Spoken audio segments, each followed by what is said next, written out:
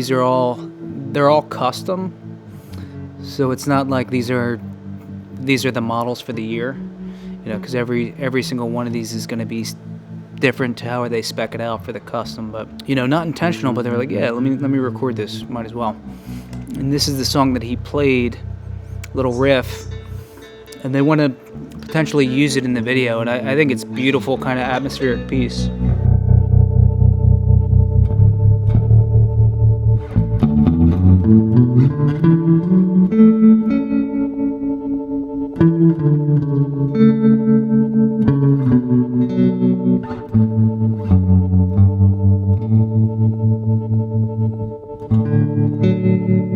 And so I think the idea is to really accentuate the design. They don't want super fast and bright and poppy. They want kind of almost silhouette type lighting, low key. And I think with that edge lighting and some of that silhouette, we can really show off the shape of it. The other challenge is they don't really want to see the stands in any capacity, so we have to find a way to rig the guitars where we don't see the stands, or in a way that we can remove them in post. So basically we're going to record a move with the robot, or multiple different angles and moves, but we'll save that move, shoot it with one guitar, and then shoot that same move with all of the guitars. And that way when we edit it together, then we can kind of morph and mesh in between the different bodies and the different colors. And the trick is really just to find a creative way to do that, and also really accentuate the shape of it. We're going to explore all this and just see what works with the lighting, with the camera moves, and see what we can do. I know it's going to be beautiful because these guitars are stunning. This is one shot that sort of came to mind, was to really have a tight shot of the body, and maybe it's just half of the body, but to have each individual color and each model sort of fan out behind the first foreground model.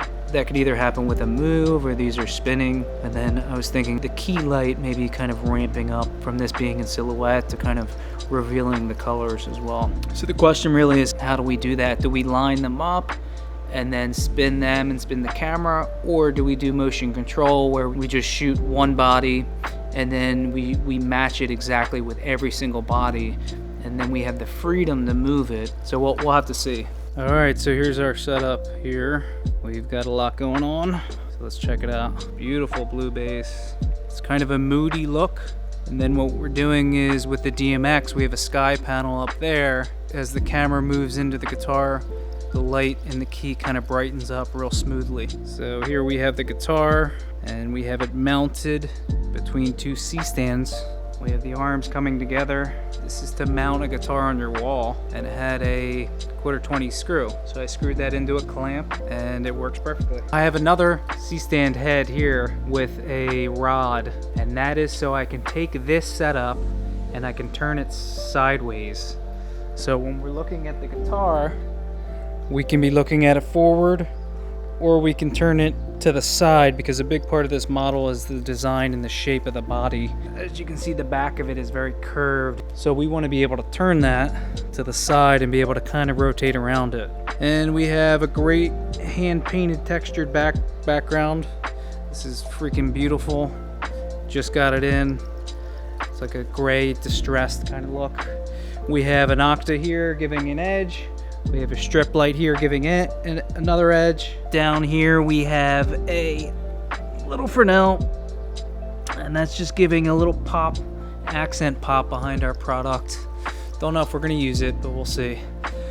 Above, I did not have the right attachment to put the sky panel in the octa, so I'm just running it through a 4x4 frame of diffusion. It seems to be working okay. And then we have the robot. We have all of these reflectors bouncing some nice reflections into this reflective surface on the base. There at the camera, we have a white card wrapped around the lens, so we don't see the camera and the reflection and the cables and all that stuff. All right, so I love the background. It's looking great. The edge is looking really nice here. So, and then we have the edge from the overhead when we turn this on. So we either need to pull this overhead over, which we need to complete this silhouette. There's a little bit of a gap there. I can kind of see a shadow in that in that edge on the top there as well. I want to see what that is. It may just be the Octabank, but it's starting to look good. I mean, the finish on this is just so beautiful, this blue, but it's reflective, so you can even see me. You can see me right now moving, so we got to be super careful. And I think white cards are going to be the ticket for this. It's kind of without, it's kind of bland, but then bring in these cards, you get some really nice reflections.